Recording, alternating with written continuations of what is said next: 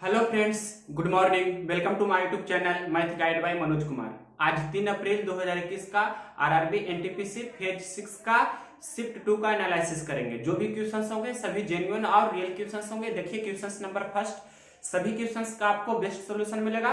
Questions number first बोल रहा है कि ये हम क्वेश्चंस पढ़ रहे हैं। एक चतुर्भुज के विकर्ण 23 सेंटीमीटर लंबी है। इस विकर्ण पर डाले गए लंब की लंबाई 17 सेंटीमीटर एवं 7 सेंटीमीटर की है, तो इस चतुर्भुज का क्षेत्रफल बताइए।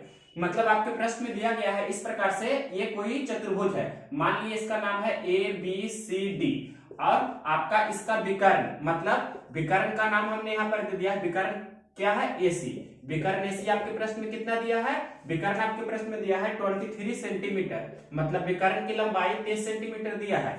और ये आपका मान लीजिए कि पहला ऊंचाई है और ये आपका है जो दूसरा ऊंचाई h2 है। h1 आपके प्रश्न में दिया है 7 सेंटीमीटर और h2 आपके प्रश्न में दिया है 17 सेंटीमीटर। इस प्रकार से, या इसी को आप h2 कर सकते हैं, इसी को h1 भी कर सकते हैं, इसमें कोई भी बड़ी बात नहीं है। ये आपके प्रश्न में दिया गया है, मतलब बड़ा है जिसको लंबाई को, मतलब बड़ा ऊंचाई को हमने 17 मान लिया। तो इस प्रकार से आपको दिया गया है और ये आपको चतुर्भुज का क्षेत्रफल पूछना है कितना होगा, जो मतलब एरिया ऑफ इस जो भी है क्वाड्रिलेटरल का आपको चतुर्भुज का क्षेत्रफल बताना है। तो सिंपल इसका फॉर्मूला होता है चतुर्भुज का क्षेत्रफल के लिए। क्या फॉर्मूला होता है कि 1/2 गुना जो विकर्ण होता है, यहाँ पर विकर्ण एसी और ये जो मतलब विकर्ण पर उसके सामने शीर्ष से जो लंब डाला गया है, तो वो दोनों लंबों का योगफल, मतलब h1 प्लस h2। इस प्रकार से अब सिंपल वे में इसे हल कर सकते हैं। 1/2 गुना ये विकर्ण की लंबाई आपके प्रश्न में कितना दिया है? 23 और h1 और h2 दोनों को जोड़ेंगे, कहने का मतलब 17 प्लस 7। तो इस प्रकार से 17 और 7 कितना हो जाएगा? 24। तो यहाँ पर हम लिख रहे हैं 1/2 गुना 23 गुना 24 और 2 से 12 दूनी 24, तो 23 गुना 12 करेंगे तो 23 गुना 12 कीजिए, आपका वही आंसर हो जाएगा। तो 23 दूनी 46 के 6, बाकी 4, 23 से कम 23 और 4 कितना होता है? 27। तो 276 सेंटीमीटर स्क्वायर आपके प्रश्न का आंसर हो जाएगा। ये हमने आपको समझाने के लिए इतना लिखा, लेकिन इतना लिखने की आवश्यकता नहीं थी, हमें बनाना होता तो मात्र इतना ही करते, यही आपके प्रश्न का आंसर हो जाता। क्वेश्चन नंबर फर्स्ट आपको समझ में आया होगा, ये बहुत ही इंपॉर्टेंट क्वेश्चन है। इसके बाद देखिए question number second. Question number देखिए सेकेंड, ये आपका कोई चट्टान है, चट्टान की ऊंचाई आपको निकालना है और चट्टान के शीर्ष से जमीन पर किसी बिंदु से उन्नयन कोण 60 डिग्री है और ये आपको दूरी दिया गया है, डिस्टेंस कितना? 300 मीटर। तो आपको ये चट्टान की ऊंचाई निकालना है। यहाँ 60 डिग्री बन रहा है, ये तो 90 डिग्री फिक्स होती है, तो ये कितना होगा? 30 डिग्री। और आप जानते हैं 30 डिग्री के संगत भुजा निकालने के लिए √3 से गुना करते हैं। ये 300 है तो ये कितना हो जाएगा? 300√3, मतलब यही आपके प्रश्न का आंसर हो जाएगा। सेंटीमीटर तो सेंटीमीटर, मीटर है तो मीटर में। क्वेश्चन नंबर देखिए थर्ड, ये आपको पहले पता होगा, पहले भाग की क्रिया करते हैं, मतलब यहाँ पर क्या लिखेंगे? 4 गुना 1/2 और गुना 2, और ये भाग है, इसी प्रकार से रहने देंगे। 2 गुना 2 और गुना 1/2, इसे हल कर लेंगे तो ये आपका हो जाएगा, ये तो 4 हो गया और ये कितना हो गया भाग में? यहाँ पर सिर्फ 2, और 4 में 2 से भाग देंगे तो आपका आंसर कितना हो जाएगा? 2। क्वेश्चन नंबर ये आपका था थर्ड। देखिए क्वेश्चन नंबर फोर्थ। अब देखिए क्वेश्चन नंबर 4 नंबर क्वेश्चन बहुत ही इंपॉर्टेंट है। इसे वैल्यू पुटिंग से बनाइए, बेसिक मेथड से बनाइएगा तो ज्यादा टाइम लगेगा। तो वैल्यू पुटिंग में यूज कर रहे हैं, ए की जगह पर 1, बी की जगह पर 1, 2 में से 2 जाएगा, मतलब यहाँ पर -2 लिख देते हैं तो ये हो गया फिट। अब यहाँ पर इसे रख रहे हैं, मतलब 1 का स्क्वायर प्लस 1 का स्क्वायर और सी का मान -2 लिए हैं तो -2 का स्क्वायर बटा ए स्क्वायर, मतलब 1 का स्क्वायर और माइनस बी का मान कितना है? 1 और सी का मान कितना है? -2। इसे हल कर देंगे, यही आपके प्रश्न का आंसर हो जाएगा। तो 1 प्लस 1 -2 का स्क्वायर 4 हो जाएगा, नीचे 1 और माइनस माइनस प्लस 1 और मतलब 1 गुना -2 तो +2 हो जाएगा ना। अब यहाँ पर 6/3, तो आपके प्रश्न का आंसर कितना हो जाएगा? 2, मतलब आपका आंसर हो गया 2 इस क्वेश्चन का। इसके बाद 5 नंबर यही बता रहे हैं। 5 नंबर क्वेश्चन का रहा है कि किसी घन की भुजा में 50% की कमी कर दें तो उसके क्षेत्रफल में कितने % की कमी होगी? तो घन का क्षेत्रफल क्या होता है? घन का क्षेत्रफल होता है, घन का 2 क्षेत्रफल होता है, वक्र पृष्ठ और संपूर्ण पृष्ठ। संपूर्ण पृष्ठ होता है 6 गुना भुजा स्क्वायर, वक्र पृष्ठ होता है 4 गुना भुजा स्क्वायर। तो यहाँ पर दोनों में से किसी को भी लीजिए, तो हम संपूर्ण पृष्ठ ले रहे हैं 6 गुना भुजा स्क्वायर, मतलब 6 गुना भुजा, यानी कि इसमें भी 50% की कमी और इसमें भी 50% की कमी। तो आपको सिंपल फॉर्मूला पता होगा कि x plus Y plus X गुना वाई बटा 100, इसका यूज करते हैं। और यहाँ पर ये आपको x के जगह पर -50 लेते हैं, यानी कि -50 और प्लस माइनस माइनस प्लस हो जाएगा, 50 गुने 50 बटा 100। इसका हल कर देंगे तो ये आपके प्रश्न का आंसर हो जाएगा -100 और प्लस 25। तो -100 और 25 कितना होगा, -75। माइनस साइन इंडिकेट करता है कि हानि हो रहा है, यानी कि 75% की हानि। ये आपके प्रश्न का हानि, या बोल सकते हैं दूसरा कमी भी। यही आपके प्रश्न का आंसर हो जाएगा। क्वेश्चन नंबर 5 के बाद देखिए 6 नंबर क्वेश्चन नंबर देखिए 6। ये आपको दिया गया है, इसमें ए और बी का मान पूछ रहा है। तो इसे रेशनलाइजेशन करेंगे, मतलब सबसे पहले आपको क्या करना होगा, √5 प्लस √3 है, नीचे √5 माइनस √3 है। तो परिमेयकरण करेंगे तो यहाँ माइनस है तो प्लस करके, मतलब √5 प्लस √3 और √5 प्लस √3 इस प्रकार से करते हैं।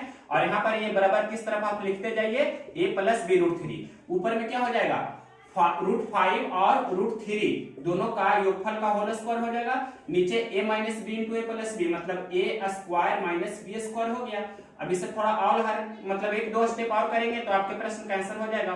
मतलब a प्लस बी को होल स्क्वायर में ब्रेक कीजिए तो √5 का स्क्वायर 5 प्लस √3 का स्क्वायर 3 प्लस 2ab, मतलब 2 गुना √5 गुना √3, तो 2 √5 गुना √3 तो √15 लिख देते हैं एक ही बार। √5 का स्क्वायर 5 और √3 का स्क्वायर 3, 5 में से 3 जाएगा तो 2 लिख देते हैं।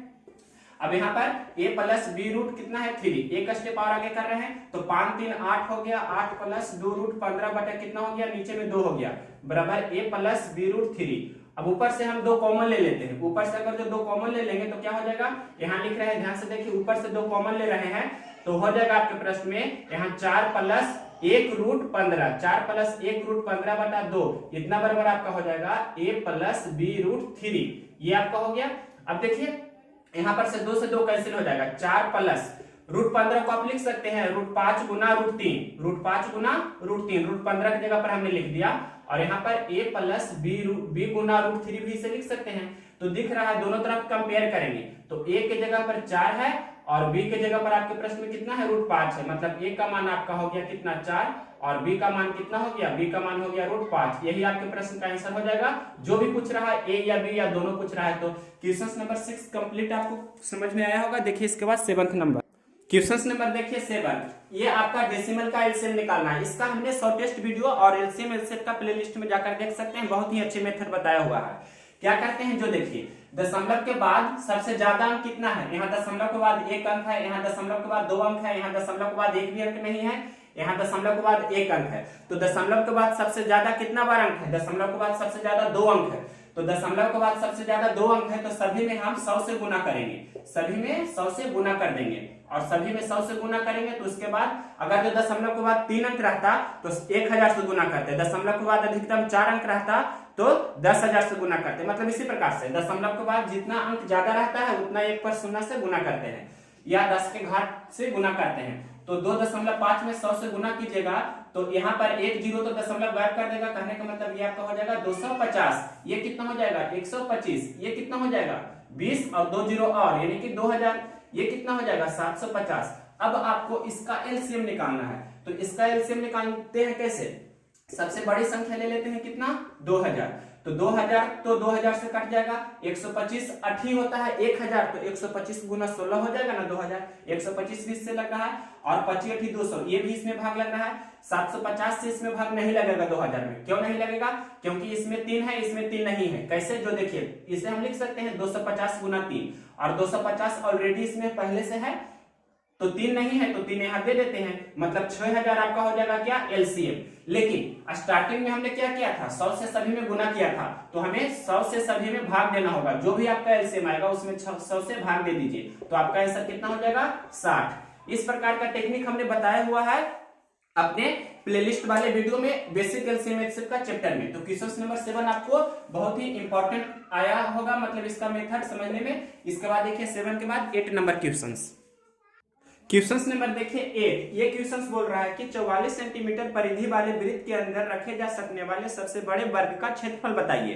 तो वृत्त की परिधि आपके प्रश्न में कितना दिया है, वृत्त की परिधि जो दिया गया है आपके प्रश्न में, ये आपके प्रश्न में 44 सेंटीमीटर दिया गया है। और वृत्त की परिधि होता है क्या 2 पाई आर, पाई का मान 22/7 आर। ये आपके प्रश्न में मतलब 22 दूनी 44 से 44 कैंसिल हो जाएगा तो आर का मान कितना हो गया 7। आप जानते हैं कि ये वृत्त के अंदर में सबसे बड़ा जो वर्ग रखा जाएगा ये आपका क्या है वर्ग। तो वृत्त के अंदर में सबसे बड़ा स्क्वायर रखा जाएगा तो वृत्त का ये जो आपका रेडियस है और ये भी आपका रेडियस है, तो रेडियस रेडियस मिलाकर इसे आप बोल सकते हैं इस प्रकार से व्यास। तो वर्ग का व्यास होगा वही वर्ग का क्या होगा, विकर्ण होगा। मतलब वृत्त का व्यास आपको समझ में आना चाहिए, वृत्त का व्यास किसके बराबर होगा, वृत्त का व्यास बराबर होगा वर्ग के विकर्ण का। और आप ये भी जानते हैं ये वृत्त का व्यास क्या होता है, 2 गुना त्रिज्या, मतलब 2 गुना 7, और यहाँ पर वर्ग का विकर्ण होता है √2 गुना भुजा। तो यहाँ पर से a का मान आपका कितना हो जाएगा, 14/√2। 14/√2 को परिमेयकरण कर देंगे तो हो जाएगा 7√2। ये आप जानते होंगे। अब वर्ग का क्षेत्रफल निकालना है, तो वर्ग का क्षेत्रफल क्या होता है, वर्ग का क्षेत्रफल होता है भुजा का स्क्वायर। तो 7√2 का स्क्वायर, कहने का मतलब 7√2 को 2 बार गुना करेंगे तो 7 7 49 और √2 गुना √2 तो 2, 49 दूनी 98। ये आपका सेंटीमीटर अगर जो लिखे हैं तो सेंटीमीटर स्क्वायर हो जाएगा, मीटर लिखेंगे तो मीटर स्क्वायर हो जाएगा। क्वेश्चन नंबर आपका 8 है। इसके बाद देखिए 9th नंबर क्वेश्चन नंबर देखिए 9। ये बहुत ही इंपॉर्टेंट क्वेश्चन है। रुपया और वस्तु जो क्रैमुल और विक्रमुल का टाइप होता है उसमें से किसी वस्तु को 1 रुपया में 32 की दर से बेचने पर 40% की हानि होती है। 20% लाभ पाने के लिए उसे किस दर से बेचना होगा, मतलब 1 रुपया में कितना वस्तु बेचना होगा। तो आप जानते हैं कि इस प्रकार से लिखते हैं रुपया बटा वस्तु, रुपया बटा वस्तु, यहाँ पर गुना में प्रतिशत लाभ या प्रतिशत हानि जो भी लिखा जाता है बराबर इस तरफ भी लिखते हैं रुपया बटा वस्तु, और यहाँ पर भी प्रतिशत लाभ या प्रतिशत हानि जैसे लिखते हैं वहां पर लिखा जाता है, मतलब प्रतिशत लाभ लिखेंगे या प्रतिशत हानि। अब देखिए यहाँ पर बना रहे हैं, आपके प्रश्न में दिया है 1 रुपया में 32 की दर से, मतलब 1/32, तो दिया है 40% की हानि, डेट मीन 60% पर बेच रहे हैं तो यहाँ 60% लिखेंगे, इस प्रकार से लिखते हैं। फिर रुपया बटा वस्तु, तो 1 रुपया में कितना वस्तु बेचेंगे जो पूछ रहा है, तो 1/x लिख दिए, कहने का मतलब 1 रुपया में x वस्तु बेच रहा है, तो उसे दिया गया है 20% लाभ होता है। 20% लाभ का मतलब 120% में बेच रहे हैं तो 120%। हल कर देंगे तो 60% दूनी 120% और 2 से 16 दूनी 32, तो 1/x बराबर हो गया 1/16, तो x का मान हो गया 16।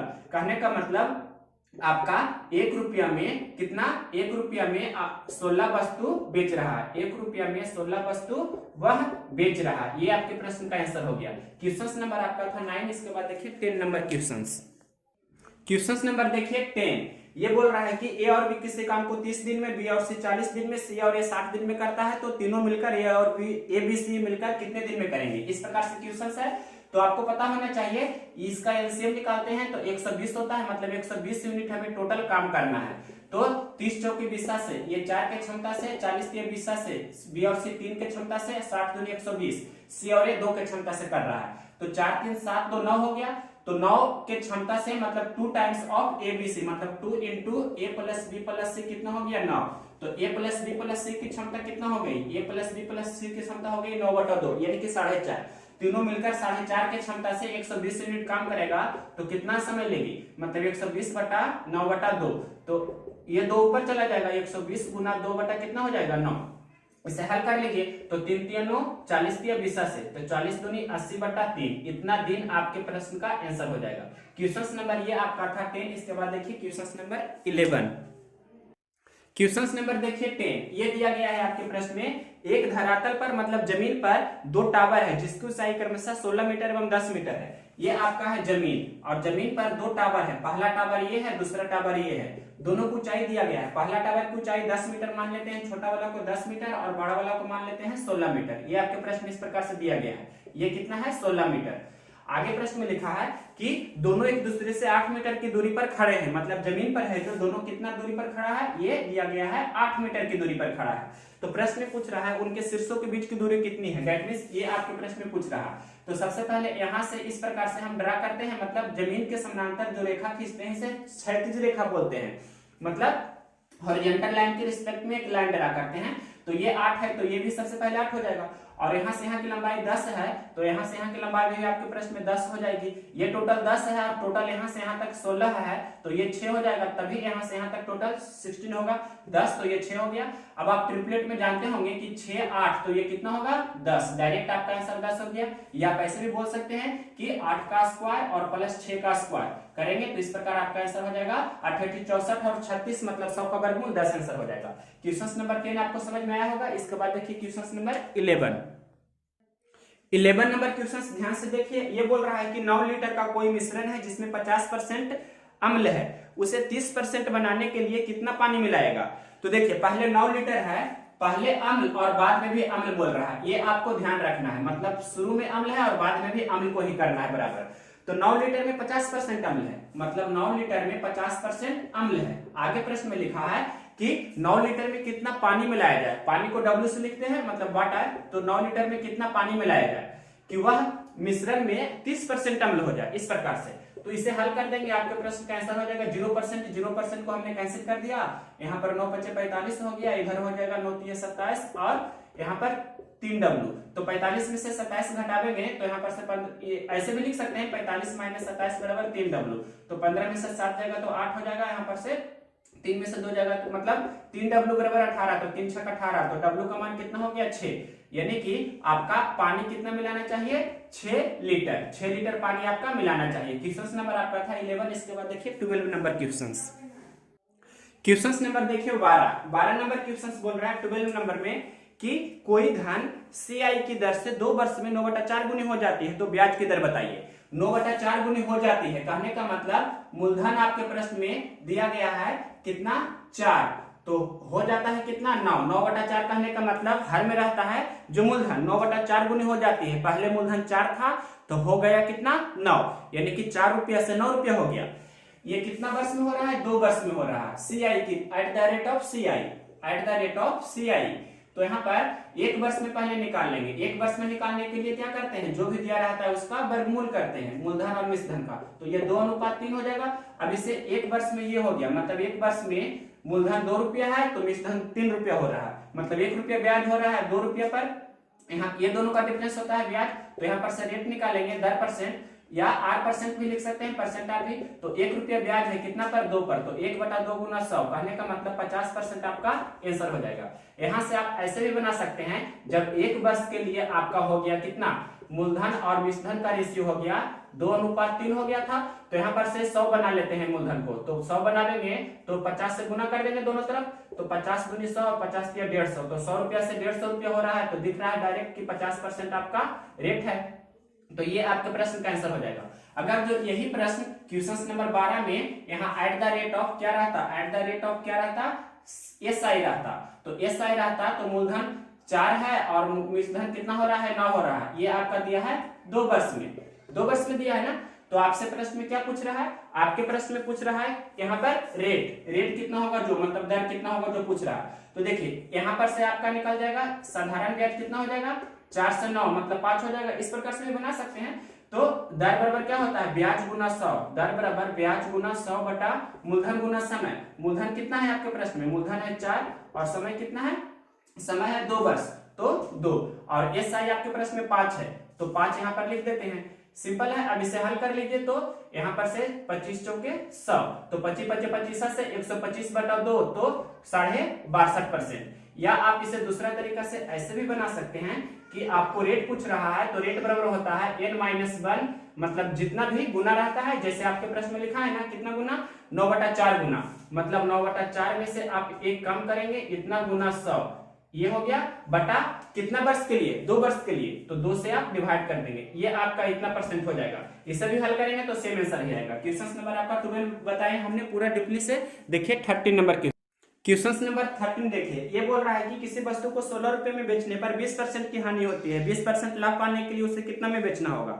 तो 16 रुपए में बेच रहे हैं तो 20% की हानि, 20% हानि का मतलब 80% पर बेच रहे हैं, 80% का वैल्यू 16 रुपया दिया है तो 1% का वैल्यू कितना होगा 16/80%, 20% का लाभ पाना है यानी कि 120% पर बेचना है तो 16/80 गुना 120 हो जाएगा, तो डायरेक्ट लिख रहे हैं। देखिए प्रश्न में दिया है 16 रुपए में बेचने पर 20% की हानि, दैट मीन्स 16 बटा कितना हो जाएगा 20% हानि कहने का मतलब कितना में 80% पर बेच रहा है, इस प्रकार से।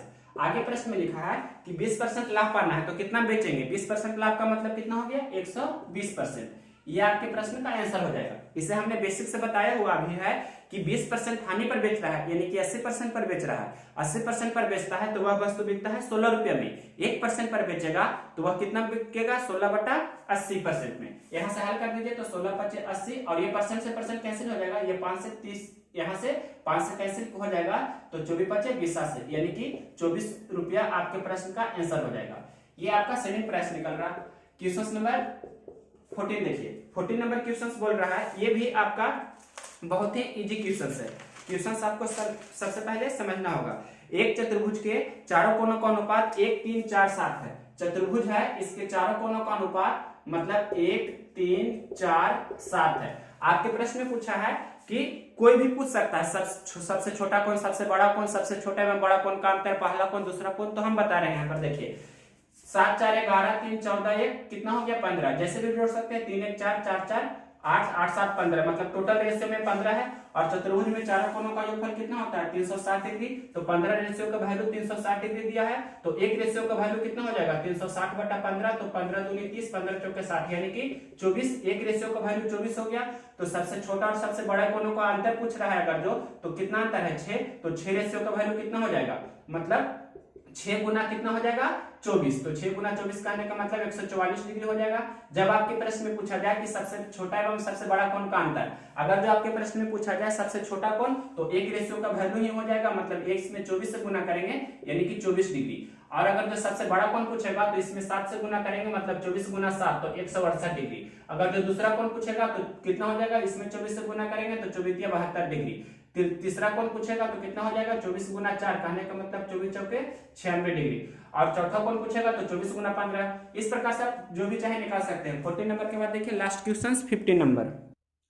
15 नंबर क्वेश्चन बोल रहा है कि 10% की दर से 2 वर्ष का चक्रवृद्धि ब्याज 630 रुपया है, तो 10% की दर से ही 3 वर्ष का साधारण ब्याज कितना होगा। प्रश्न दिया है 630 रुपया आपको दिया गया है चक्रवृद्धि ब्याज 10% की दर से 2 वर्ष का, तो रेशियो में कितना होगा परसेंटेज में, तो 10 प्लस 10 गुना 10 बटा 100 करेंगे तो आपको पता होगा 21% होता है 10% की दर से 2 वर्ष का CI, तो यहाँ पर 21% लिख देंगे। प्रश्न में दिया था 630 रुपया 10% की दर से 2 वर्ष का CI और रेशियो में 21%। आपसे पूछ रहा है 10% की दर से 3 वर्ष का SI का मतलब होता है R गुना T%, तो 10 या 30% होगा, तो यहाँ पर 30% से गुना कर देंगे। परसेंट से परसेंट पहले कैंसिल कर देंगे, 21 या 63 30 बार में, और 30 गुना 30 तो 3 या 9 और 2 0, मतलब 900 रुपया आपका हो जाएगा इस प्रश्न का आंसर। क्वेश्चन नंबर आपका था 15। यहीं तक हम मतलब इस वीडियो को क्लोज करते हैं। नेक्स्ट वीडियो हम करेंगे जो होगा शिफ्ट 1 का। शिफ्ट 1 भी हम क्वेश्चंस कलेक्ट किए हुए हैं, तो शिफ्ट 1 करेंगे जो बहुत ही इंपॉर्टेंट होगा। शिफ्ट 2 वाले भी जो क्वेश्चंस बचे हुए हैं शिफ्ट 1 में कवर कर देंगे। अगर यह वीडियो पसंद है तो इसे लाइक करें और शेयर करें, हमें मोटिवेट करें।